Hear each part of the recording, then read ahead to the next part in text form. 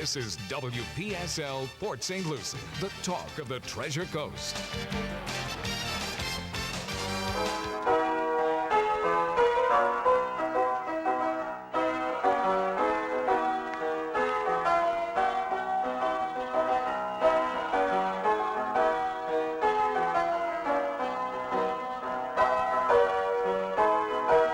It's 11:07 at WPSL 1590, the talk of the Treasure Coast, and you're on Ask a Rabbi.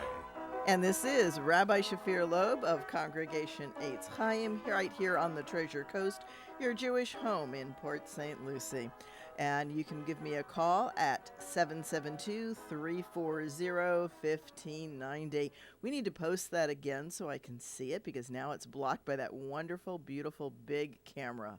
Actually, not the camera so much as that lens, which I think is bigger than the camera. You should see these beautiful new digital cameras. Wow. You know, I was just... Now he's going to tape it to the camera. There we go. Okay, so this is Rabbi Shafir Loeb coming to you from the studios at WPSL, and we're co-broadcasting on WSTU, right? Am I getting that correct, Lee? I don't think so. Oh, okay. Oh, but that's all right. It's going to be on WPSL TV, though. There you go. Yeah. WPSL TV, and you'll see the benefits of this brand new camera. Wow. It's bigger on the screen across the studio than it is on my iPad in front of me. Yeah. It's a cool shot. And you're in the Amazon. And I am in the... in the Florida Amazon. There we go. Yeah, it's a beautiful mural behind that. It used to be just this green screen, and now we have our own virtual tropical scene behind us. So that's really pretty cool. Okay, so anyway, so you are welcome to ask any question that you have, and I was going to start off with something. I teach the Chinese students, right? And was looking at them. And they suspended school again. They suspended school again because they now have locally transmitted COVID in Hong Kong, which they did not have. They had, I think, one case that was very isolated during the original outbreak. So now the big question to me, the little bit of scientist in me, is what strain of COVID do they have? Right. According to CDC and WHO. The strain that we're struggling with right now is the G strain, which means that this virus has gone through A, B, C, D, E, F, G, right? Yeah, so it's gone through 7 mutations already. And they're saying that the G strain is much more infectious, much more effective at invading the human body, but it's not more pathogenic, so it's not more deadly. That's actually very good news. Doesn't make you any sicker. It doesn't do any of those things, which means that, hopefully we've learned from the previous wave a little earlier this same year how to treat people and treat them earlier, but we'll find out if that's the case. And then if you're into political intrigue, did the Chinese release the virus to control the folks in Hong Kong? Oh, no, I'm sorry. No, considering that it started, and that's right. That's an interesting piece, right? People need to Google and look at Wuhan. Wuhan is not some back alley. It's a huge city. It's a huge modern. It's like Mexico City. Yeah, well, not quite as large, but it's close. No, it's bigger than Port St. Lucie. Oh, yeah. Yeah, much bigger. Several million. Yeah, it's got several million people in it. It's got incredibly gorgeous architecture, beautiful buildings. You need to Google and look at the city. It's a showcase. And it does have universities, it does have research labs, and yes, they do study virology there, because a lot of viruses historically have come from areas with large bat populations. And guess what? The mountainous areas of the world have large bat populations. Interesting. Yeah, okay. Imagine that, right? Because bats like to live in places where they're safe to sleep during the day, and it's cool. So, yeah. And so do our employees. I understand that. I'm sorry. Never mind. We're not going there. We're not going there. No, we're not going there. As your employee sits over there and goes, yeah, right. All right. So, right, and you know, bats are not bad folks. They're not bad guys. They clean up insects, but that's also insects carry disease, right? Think of Zika. Remember Zika? Oh, yeah. I remember, we had one year we had a challenge getting our cantorial soloist to come into Florida because of Zika. She was afraid that in Port St. Lucie, she would contract Zika. Not that it would make her sick, but that she would then transmit it to her then pregnant daughter-in-law. Okay, so Oh, yeah. Lyme disease, ticks. yeah, right? Lyme disease, ticks. There's lots of things. Malaria, right? Florida certainly has a history of malaria because it's got swamplands, right? That's what that's what mosquitoes need. Swampland. They have to lay their eggs in stagnant water. It's how the baby mosquitoes come in. If you live here, you get used to the sound of the mosquito trucks that spray down Oh, the yeah. mosquitoes. You bet. But here's the other side to that, right? You cut out the mosquitoes, you cut out a lot of birds that feed on them. Bats feed on them. Yeah, I don't like mosquitoes either, but they are food for other animals and insects, right? It's part of a system, and so, you don't have as much food for some of the natural controls. But yeah, when you've got a disease that goes through a population, right, then you've got challenges, and we don't treat the illness in the animals. We exterminate the animals, and then we unbalance the ecosystem, and it takes it a while to regain its equilibrium. But we've also stressed the population that was sick in the first place. So how are your kids taking being out of school again? It just happened. It was just announced. Okay. So I have not yet. I will have one of my Hong Kong students. No, I'll have two of them this weekend. So I will ask them. I'm sure they will tell me about it. And, it's worth noting Shenzhen is right across the bay from Hong Kong, speaking of islands and stuff. And it's not completely easy to move back and forth because Hong Kong's an autonomous, whatever that means in Chinese culture, and it's certainly changing daily in Hong Kong. And, that's a whole nother story, and I don't discuss that with my students at all. No, I'll bet you don't. No, we don't even No, touch no, any of no, those subjects because that's just far too dangerous for them. Oh, yeah. And I'm not about to get them into any kind of trouble. And but in any event, I have a student who lives in Shenzhen but who attends school in Hong Kong. And she had to go and stay in Hong Kong for 14 days. Quarantine. In a specified hotel. And then she was able to go to school, and she was going to stay with a friend in Hong Kong so that she didn't leave the city. And I have not yet talked to her either because this just went in. So I don't know. Anyway, yeah. Wow. It's, we really do live in interesting times, unfortunately. And so that does affect things. And, yeah. Hot spots in Florida, down south of us, to the west of us, and to the north of us. And hopefully the Treasure Coast will stay lower. We don't have as many bars. We don't have quite the nightlife that they have a little bit further south or that they have in Tampa or Orlando. Those are hopping cities in They Florida. had a quote from an emergency room doctor in Tampa. Said it's like the ERs at night. It's like treating bus accidents every night. Yeah. Wow. Yeah, it's just and that's right. That when we originally started this, right? Everybody was saying flatten the curve. People didn't realize that didn't mean get rid of it. Unfortunately, right? It was flatten. We were trading a peak for going out longer, and now we're paying the price for that going out longer because now we're longer and the controls are no longer in place. And so instead of staying steady at a level where we can handle it, it's now spiking again. And if we've got this strain that's more contagious, it doesn't take rocket science to figure out we're in trouble. So, yeah. So people, wear your masks. I'm taking it off so that I can transmit in the microphone here.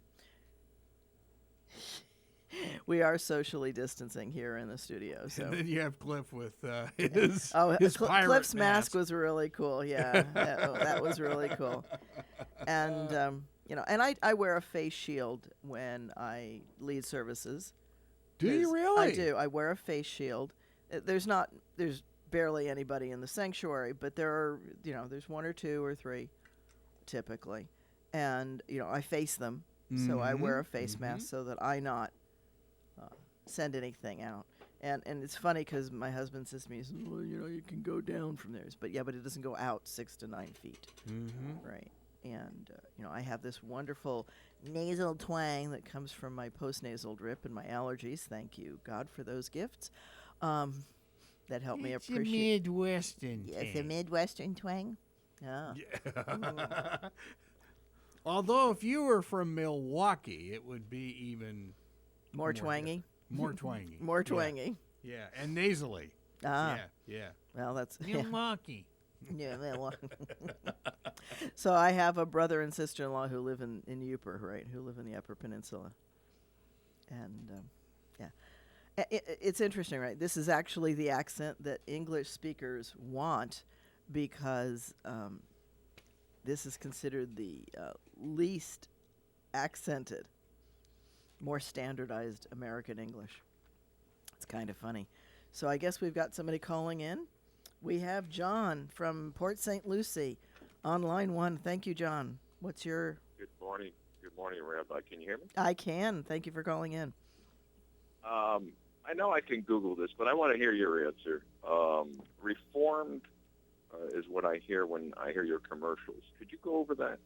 Okay. Well, hopefully, excuse me. Hopefully you're hearing reform, not ed on the end of it, which is a little bit different. I'm sorry. It's okay. It's a very, very common mistake, and I'd say a third of Jews make it, partially because the Christian church is listed as reformed. It's a difference. There's a clear difference in it. So Reform Judaism is what you might call progressive Judaism, and we also say with the renewal flare, and I'll explain that in a moment here. But Reform was the beginning of moving. It started in Europe, and it started as a liturgy reform. And what they were doing was they actually started, the first thing they did, moving the sermon into German, because it started in the German-speaking areas. And so, starting to incorporate some of the vernacular for people who weren't fluent, or fluent's not the right word, but who weren't skilled in Hebrew.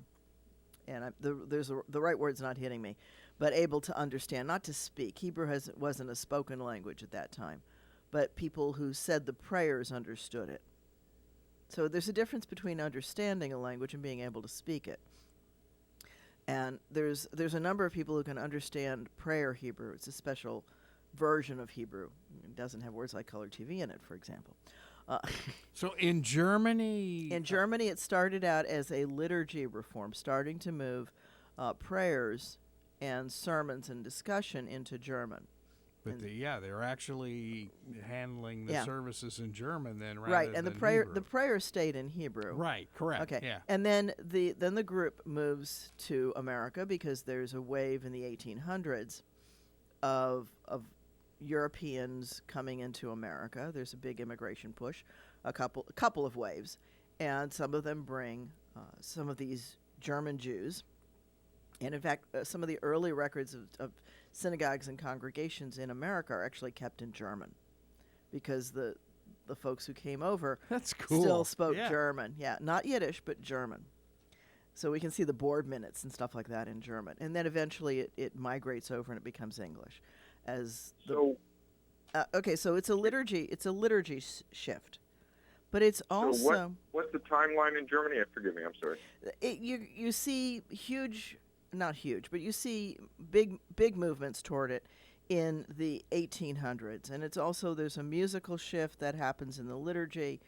There's all kinds of stuff that's happening, and so it comes to America because America is the new world. It's an expansion place. It's where people are going, and they bring it with them. So Reform is this newfangled thing, And Actually, in America, I believe that the largest ethnic group descendants is German. it is now, yeah.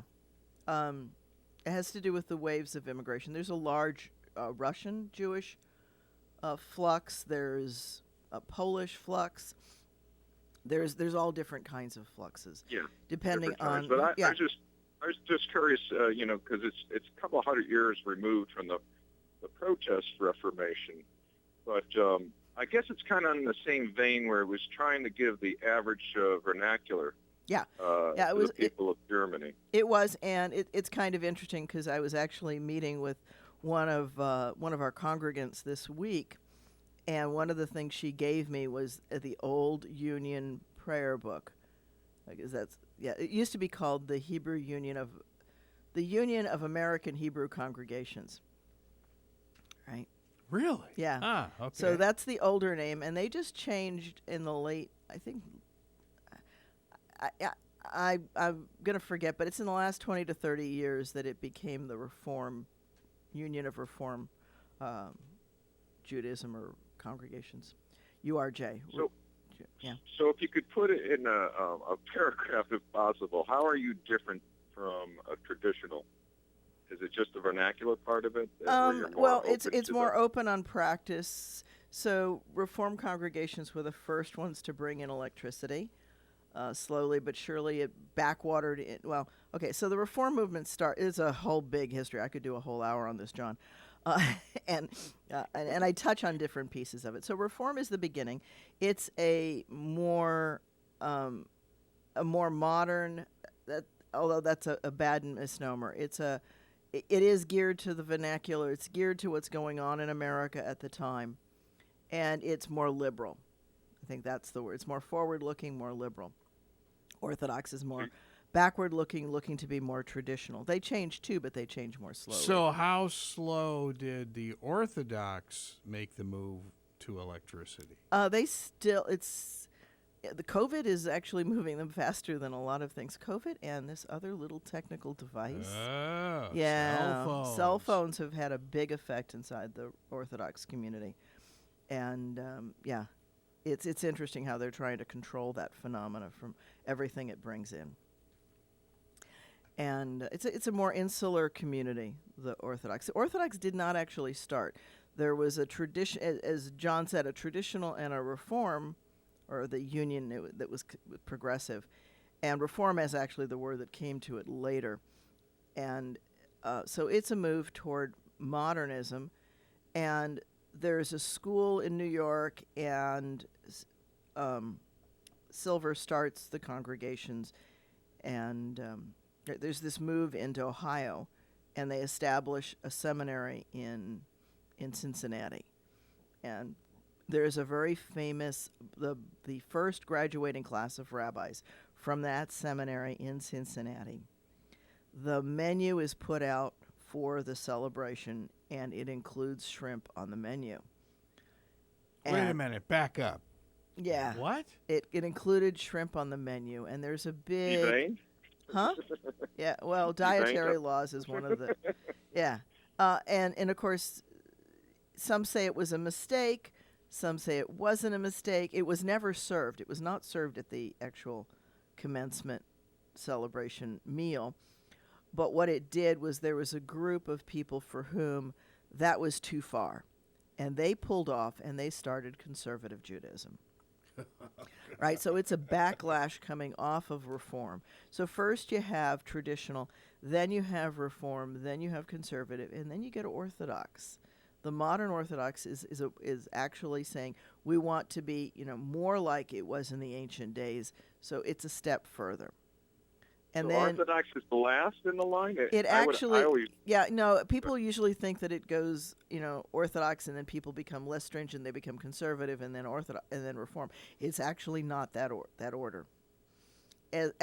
Actually, Reform, Orthodox, and then conservative is how the movements start, because the Orthodox is, no, we're not them, kind of a separation.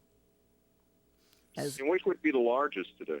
The largest today is the Reform, and just as actually religious practice in America is dropping off for a number of reasons.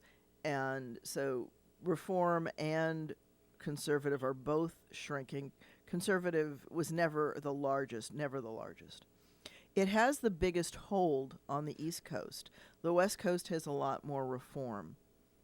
Again, partially due to the willingness of people to leave their insular Jewish communities and go out west, which was considered the wild country way back when. And so, we do have a big part of Tucson and Nogales and that area were in fact started by Jews supplying things for the army that was out there. Those were originally army service routes. And so you did have a lot of Jewish merchants that came out with them. And they embraced Reform. In Tucson, for example, the Stone Avenue Temple, the oldest temple in the area, was a Reform congregation from the get-go. And the conservative congregation started meeting in the alcove of the Stone Avenue Temple. There's two little alcoves in the front of it, and they started meeting in those to have their little gatherings while the Reform were meeting in the larger sanctuary. It's actually a very interesting history. And then they went off to form Anshe, the conservative congregation, large conservative congregation in Tucson. But the majority of congregations in Tucson still today are Reform of one kind or another, although the two biggest ones are about to merge again. So they split off. I would have got that wrong, that test wrong. Yeah, but most people. The traditional, does that still exist, or is that just morphed into the conservative Orthodox? Usually when we say traditional, we describe ourselves as a traditional Reform as opposed to classic Reform. So there's even a division within Reform. It's not a formal division, but it's used to kind of clue people in. Traditional is going to have more of the traditional format of the service. The classic is going to have more English.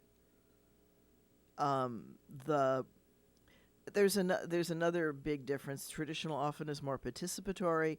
Classic is more the rabbi and the cantor up on the bima, and the congregation more passive, for lack of a better word. But in English.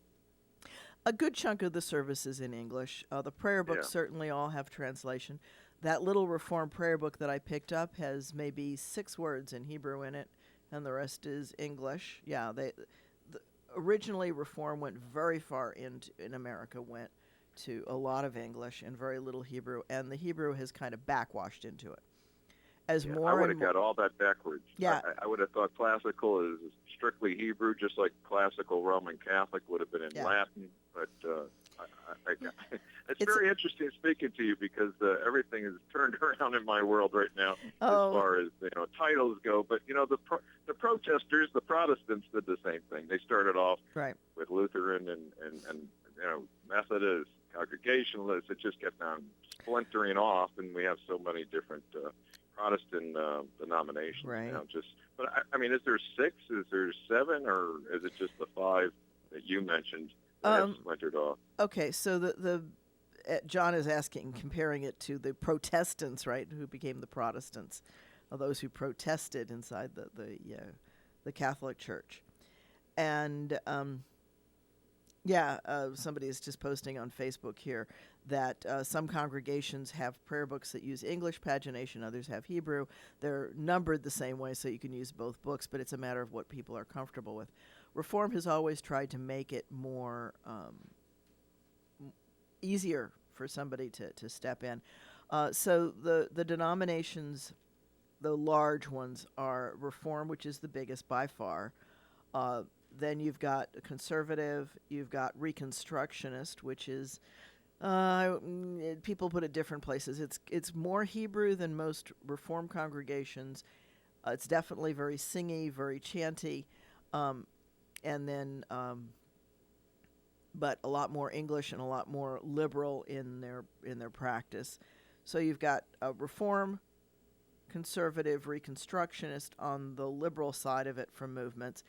and then you've got Orthodox. But the Orthodox are also splintered into modern Orthodox, Young Israel. They're much more splintered, actually, within their groups, but they're all the Orthodox. Chabad is a movement within the Orthodox stream. So you've got, and one of the reasons why they have more splinters is that if you're Orthodox, you have to be within walking distance of the temple, of the synagogue. So they're going to be smaller groups. And How many young people stay in Orthodox? Particularly if they're raised in it, they'll stay. If it's what Really? you're used to, yeah. There is clearly, you've got unorthodox, which is from one of the ultra-orthodox, one of the extreme divisions, the Satmar, which is very, very insular. And I hope I pronounced this right. Hasidic? Did I say that Hasidic, correctly? yeah, Is Hasidic. that part of the Orthodox? Is that a branch of the Orthodox? Usually. I caveat it that way because my ordination is from Renewal, which is the Alliance for Jewish Renewal. It's not a movement, but it is an organization. And why is it not a movement? Because there's not one unified prayer book that goes along with it. It does have a seminary, but it doesn't have the rest of the trappings of a denomination. So 'Cause in Williamsburg, New York, I mean, Williamsburg is going to I have... grew up in Connecticut, and I would watch the New York channels, and I'd always see Hasidic Yeah. Jews in Williamsburg, and I guess that's their main area. Well, So to yeah, and you're going to see some Hasidic Jews. You're going to see some other Orthodox kinds with the curls and the Polish. That's Polish garb, the fur hats and all of that comes out of Eastern Europe. So those, And there's a lot of young people I noticed in that, Yeah. because that Yeah. was the question a Oh. few minutes ago. among other things, they frown on birth control, so they tend to have large families. My father was from an Orthodox family. He was raised Orthodox, and he's the one out of his family who branched out, and he actually was conservative. And my brothers and I are all Reform. So you have a lot of aunts and uncles. I have a ton of aunts and uncles. In my family, there were two families. My father actually did divorce, and he had two sons with his first wife, and then my brother and I from his second wife, and all of whom are deceased and of blessed memory. But my brother, my full brother, is actually in Connecticut. He's retired as a rabbi there, and he was actually the first one to go conservative. I started out with Reconstructionist, and then went from there into Renewal. Yeah. It was So it's safe to say that most, I think Madonna, when she converted, she went that's to Reform. Madonna went through the Kabbalah Center, which is a whole different issue. Oh, we boy. could do a whole show on the Kabbalah Center. We're not going there.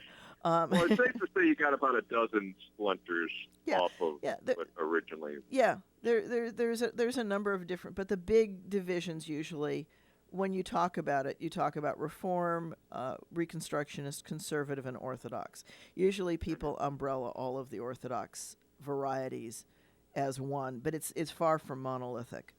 It's very, But very... the original traditional, before there was a Reform movement, the original traditional, are there still some that classify themselves as that? Not so much. And we didn't even touch on some of the Sephardi congregations, right? Because the first wave of Judaism into America was actually Sephardi and not European. It was Spanish, Portuguese. Thank you. Well, because the initial trade in the New World was Spanish, Oh, yeah, Portuguese. the Portuguese. Right. Okay. Yeah, right. So a big group comes into the South and into New England. Touro Synagogue is one of the oldest synagogues in the U.S. And there's in the South there's a couple of Sephardi, and there's a whole bunch of Sephardi ones south of us here in Florida. People don't realize how big the Portuguese Empire was. I mean, it was they were huge. huge in They its were- time. They yeah. were they really were the original, so to say, traders into the Americas. Yeah. And then Spain, and of course Spain gave us the ships for Columbus, an Italian. So people always Yeah. pick on white people, but Spanish and Portuguese are white. So, we're it's like they're Hispanic Americans, but you got to include them in our history. I mean, they play a huge role in our history. there's whole big chunks of population that should be included in our history and are not mentioned. The Chinese played a big role in the foundation of America, and we barely hear about them. And Russian skulls were found in Oregon recently. There's all kinds of stuff. Going back thousands of years, I'm saying. Actually, the initial influx, there was a big movement in Alaska of Russian Orthodox servicing the Russian Navy when they came across the strait. And so the oldest Orthodox church is actually in Alaska. It's a fascinating history if you really get into the history, but most people are not really taught those details. Unfortunately, when we teach world history, we teach, a 1 week little blip that gets us past and into the Middle Ages in Europe. And then from then on, it's really the history of Christian Europe. You mean there's something other than the United States? Yeah. Oh, okay. Yeah. Just checking. Yeah. I love your dry humor. I'm always been a student of history. I'm a nerd to my friend. And if I can pivot here just for a moment. Sure. You were talking about COVID earlier. We're going to When I pivot was into 8 years COVID. old- Okay. Yeah. I'm sorry. Yeah, go on. Pivot into COVID. Gotcha. Okay. When I was 8 years old, there was the Hong Kong flu in 1968, Right. and we lost nearly 120,000 Americans. And at that time, I think we had about 180 million Americans, nearly half of what we have today. I don't ever remember the economy being shut down, and I don't remember not going to third grade. And I really don't remember them making a big deal out of it. And, you start your memories start around 5, 6. So by 8, I could remember things pretty good. And then is you there weren't at anything Woodstock. biblical? I'm sorry? Then you weren't I wasn't at Woodstock. at Woodstock, but you know what? It happened in Bethel, and I grew Yeah. up in Bethel, Connecticut, so it was only about 60, 80 miles away from me. So I And guess it did I could've happen. went if I And was it a did little happen older. during that pandemic that you're discussing. Yes, and but what I'm getting at is, when I first heard you earlier last year, you were speaking about foods and foods that make you healthy. Is there anything equivalent to these kind of pandemics in the Bible where Oh yeah. it teaches us how to treat, instead of going overboard, instead of going crazy about pandemics, because you really, the only way to get rid of a pandemic is herd immunity. I mean, the Swedes have kind of taught us that this year. And we did it in 68. We did it in 57 for the Asian flu. I don't understand why we took such a different path. And is there anything biblical that can show us how it was handled in those days? Yeah. Okay. So clearly they had many, many plagues. They had many, many pandemics. And as you pointed out, this is not the first one in our lifetimes, but this one caught the imagination, and it. You mean because of the media scaring us to death? Well, there's many, many factors that get involved, and there certainly is a greater fear, but we're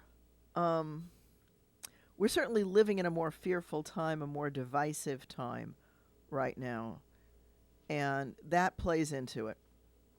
And we also have more capability of shutting down and operating from home. If you look back to the time of the Hong Kong flu, right, and it's not named because Hong Kong caused it, it's named because that was the first place where it was declared a pandemic, which has a lot to do with Hong Kong's population and the density per mile. And as we see it now, right, COVID is more rampant in dense populations. So the more people live out in the air, the less these things are going to transmit. So let's go back Is that why you think the three major pandemics, this one, 68, 57, all came out of China because they're very bunched together? Yeah. Is that Yeah, big I role? think that's part of it. It also has to do with the tremendous importance that China has in our trade, in world trade. China has run the Silk Road since silk. So it's been there. Even when Mao was there. Yeah, even well before Mao, right? The Silk Road starts well before Jesus, about 2,500 years ago, we have a huge influx of religions that come up. Right? We have Zoroastrianism that hits its heyday around then. You have Buddha. You have, there's just a whole raft of things that start up about 2,500 years ago. And a lot of that is thanks to the intermingling of ideas that happens alongside trade, and most of that happens on the Silk Road. Silk Road, it's neither silk nor a road, but silk is one of the major things traded along that set of trade routes. It's a set of sea routes, it's a set of overland routes. It's going all over, and I'm forgetting the name of the Zhang Ho did a huge amount of building trade. He sailed up and down Africa. He brought giraffes back to China, things like that. So there's a whole big inroad that goes along, and China at the time is controlling the silk industry. They are not letting out how to create silk, how to kill the worm and get the silk off the cocoon. Fascinating. Yeah. So there's a big part of it that's going along with that, and so we see all these different effects. But so does communicable diseases travel along with trade, because what happens is you're bringing your bacteria, your viruses, to which you've got, for lack of a better word, herd immunity for the things that your community doesn't have at a high rate. We see that, for example, when the New World is started, that disease to the indigenous people who do not have the defenses is huge. And if we, I'm gonna hang up because I don't want to hold up anybody else. But one last thing, if you ever get a chance, there is a YouTube video you can get called "The Silent Invader." It's about 1957-58 pandemic. It was produced by Westinghouse, and it has all the top officials from the government. And it's very interesting to watch their take on it. One of them in particular says that quarantine does not work because people don't. And that's so it's like what we're trying to do now. I don't understand why we always have to reinvent the wheel. And if you are a student in history, you can just don't? say to yourself, look, you don't with the egos involved now. We keep trying to, but that wheel keeps turning. It keeps working, but we keep trying to make it new. But the thing is, if you do have a chance to watch it on YouTube, you'll they're kind of stiff. They're all white guys, God forbid, and they're all government officials. But it's very interesting to listen to their take. Yeah. Silent Invader. The Silent Invader. I saw it on C-SPAN. Okay, I will look that up. Began. So thank you for that, John. John. Thank you so much for the your call. time. And Absolutely. You are fascinating. Yeah. Okay, so one of my Facebook posters is now saying New World versus Old World parrots sometimes are more susceptible to disease from the other. Ooh. Yeah. So, we've got these issues of immunities and who's got it and who doesn't have it. Mm-hmm. And, who's more immune to malaria, who's not. And it's whatever you're not used to. That's why we used to try to vaccinate people who were going to areas where they didn't congregate as much, because that was the old traveler's revenge. The old, you used to get a lot more dysentery because you weren't used to the local bacteria and don't drink the water. Don't drink the water. Yeah. The other, and now people say that about America. But anyway, don't swim in the water. Yeah. And I have this really horrible habit of thinking of music, right? Two things of which you must beware. Thank you, Tom Lehrer. Don't drink the water and don't breathe the air. The other song that's rolling around in my head as John was speaking about the changes was Billy Joel's "We Didn't Light the Fire." Ooh, love that one, right? Yeah, we didn't light the fire. Yeah. But it's burning and the world is turning. And that's always been true. We keep reinventing the wheel. Right? We tried this system. Now here's a piece that I wish, you're asking what are some vestiges that show us about it. The Asian ability to wear a mask without batting an eyelash. Right? They're willing to do that. We need to be willing to do that. We need to be willing to wear the mask quickly so that we don't transmit things as quickly. They are forced to because of the air pollution. No, they wear it socially as well. During flu season, they tend to wear it. And if you're sick, you're expected to wear it. If you're going to cough or sneeze, it's impolite to not have a mask on your face. It's a cultural difference, right? We're not used to that, and I've pondered it a couple of times. You know, the face mask covering that we see through parts of Asia and the Middle East, if that may not be connected to prior outbreaks of pandemics. I don't know. It's just a question that I've pondered in my mind this last year. Going back to the orthodoxy. Yeah, going back to orthodoxy. Would you say that the Orthodox folks were similar, I guess, to the Amish in a way of the anti-electricity? Some of them, yes. Okay. Some of them, yes. Now, what we are seeing that's kind of interesting, right? And you can find it on your appliances if you read the book. Many of them have Shabbat settings, Yes. right? Our new stove. Your yes. new stove has a Shabbat setting. Yes, it does. Yeah. And washers have Shabbat settings. That too. Refrigerators have Shabbat settings, right? Because that's a chunk of the market, right? If you observe the more stringent practices with no electricity and you still want to use these things, you use the Shabbat settings so that you can do some of the stuff. You know, it's kind of, you know. Yeah, it's very interesting. It's interesting. It's different settings for different appliances depending on how the rules practice. And now they've got a thing with a light. You can do it now thanks to LEDs and the not hot light, the cool light, where they've got a column that's open on one side and closed on the other. And so you just turn the light. It stays on, but you turn it into the closed position so you can have light after dark without. It's not that you can't use electricity. It's that you can't turn on or off the electric. Oh, okay. Okay. So I'll give you an interesting example. I have no trouble, my husband will verify this, falling asleep, daylight, noise. If I need to sleep, I'll put down my head and I'm gone.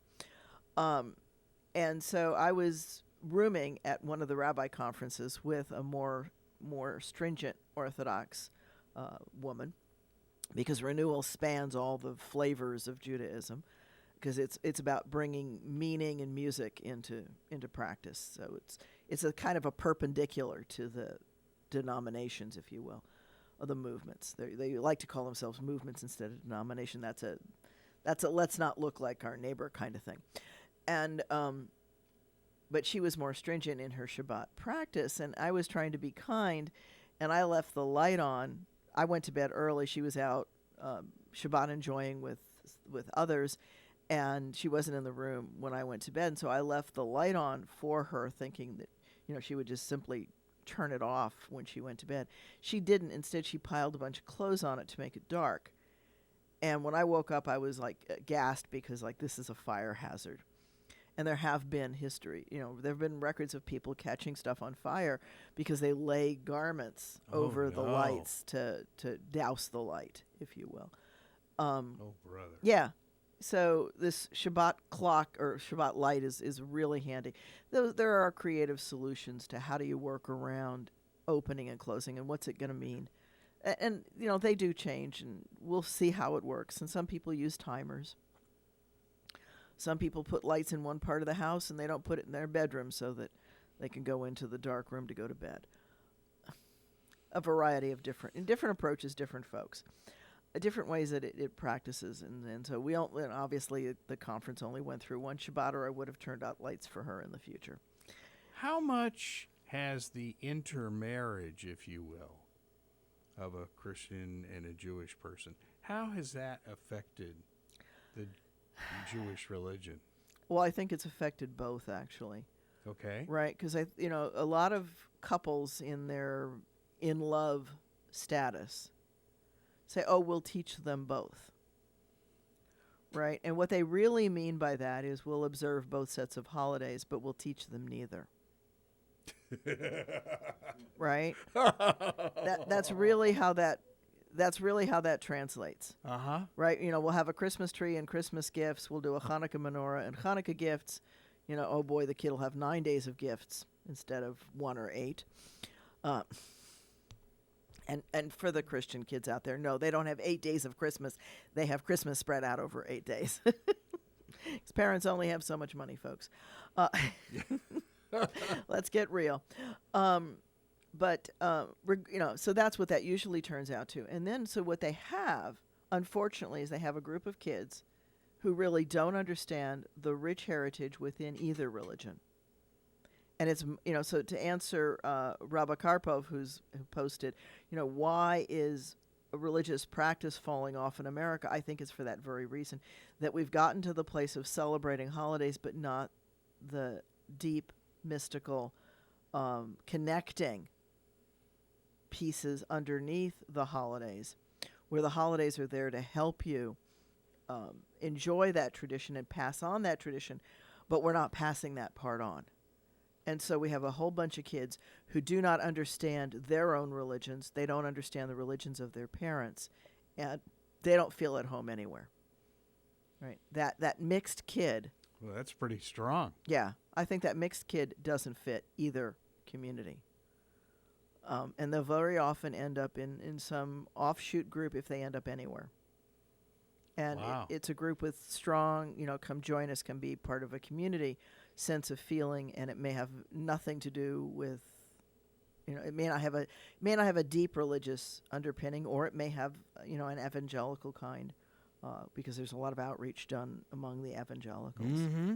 Mm-hmm. And those kids that have just practiced the celebrations of both parents don't have the spiritual toolbox to understand what they are leaving to go somewhere else. They've got an empty toolbox when it comes to religion. Mm-hmm. They've got a Christmas tree and a menorah in it, but they don't know what they stand for. And that's sad, right?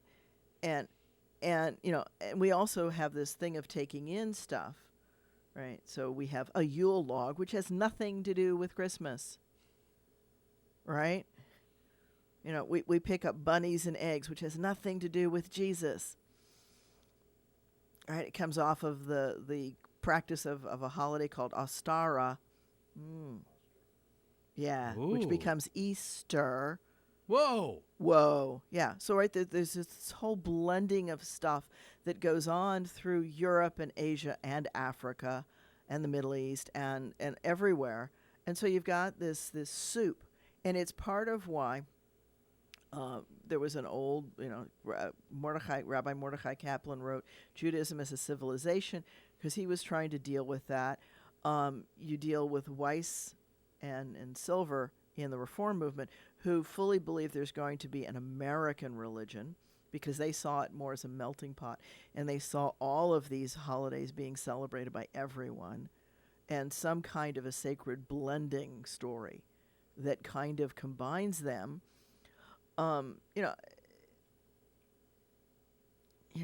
How Wow. could there be a sacred blending without, say, a history book of some kind? Well, it's going to take a whole new sacred story. Oh, come on. Seriously, we've gotten into some of those things, the differences between Judaism and Christianity, and in the sacred story, Muhammad tries to blend them, and add to it different pieces as revealed to Muhammad, and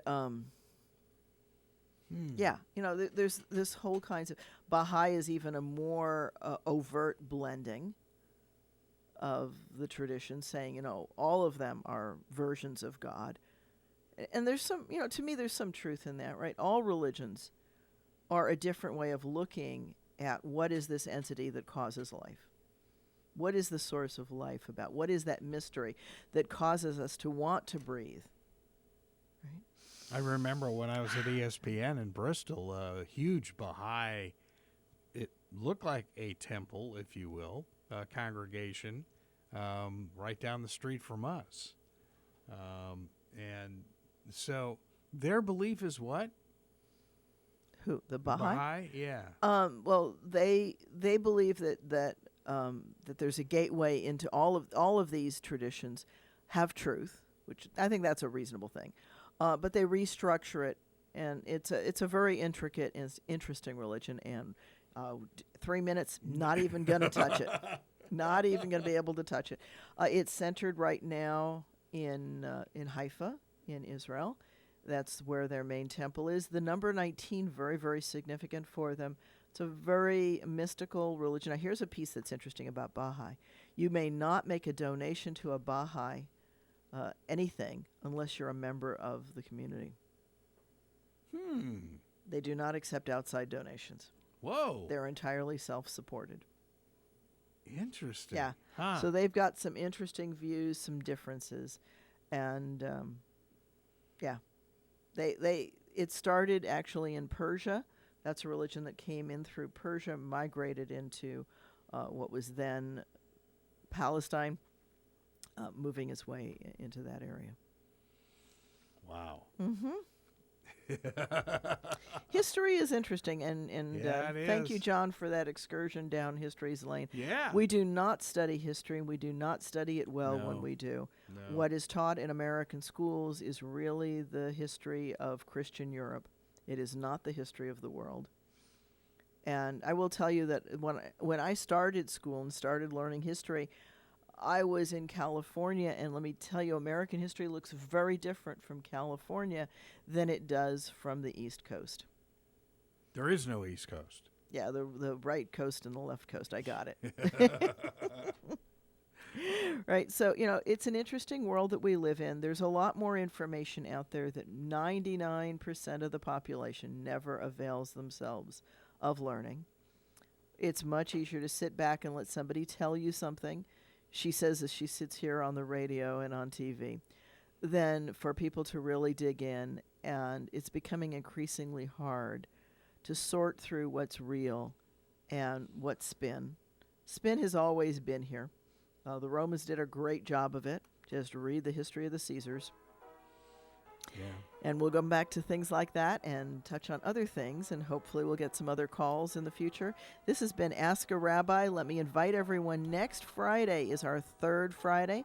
Go to our website, and you can register for a delicious 2J meal in Port St. Lucie.